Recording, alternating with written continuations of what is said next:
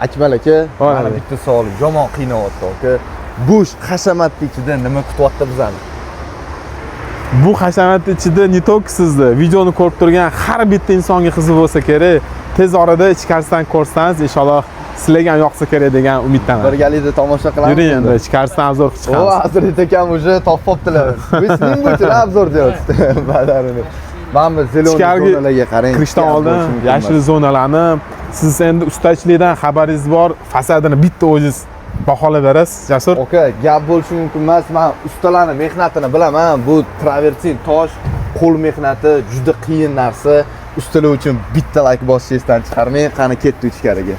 Bu xonadonimizni, bu qasr uyimizni qaysi yaqin insoningizga ravo ko'rgan bo'lardingiz? O'sha odamlarga jo'natib qo'ying, inshaalloh olsalar savobchi bo'lib qolasiz. Zahir aka. Yo. Мы покажем еще нет. Ты подожди, пусть наши зрители возьмут здесь. Да, успеем. Bu xonadonimizda necha sotuv Akmal aka? 4 sotuvdan iborat. Mana bu basseyn endi qish bo'lgani hisobiga basseyn yopib qo'yishgan 12 toshlar bilan. Gap yo'q lekin. Mana bu hammasi naturalni 12 toshda shunda, to'g'rimi? Da, natural tosh ishlatilgan. Mehnat. Bu hamma narsaning orqasida mehnat kutib turibdi. Ko'p kutirmasdan endi ichkarisidan ko'rsatib chiqamiz xonadonlarni. Ketdi.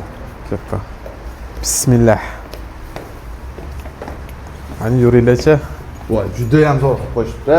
Kiruvchilarda shkoflar o'rnatib qo'yishibdi. Udobniy hamma narsa. Zerkalni oynalar bilan ishga ketishdan oldin o'zlarini porядкаga keltira olish uchun. Mana bu eshiklar vaqti skrit ekan. Borib birinchi kirishimda o'zim eshik borligini dekorga o'xshar ekan bu narsalar. Tak. Ayollarimiz xonasi birinchi o'chiretdi.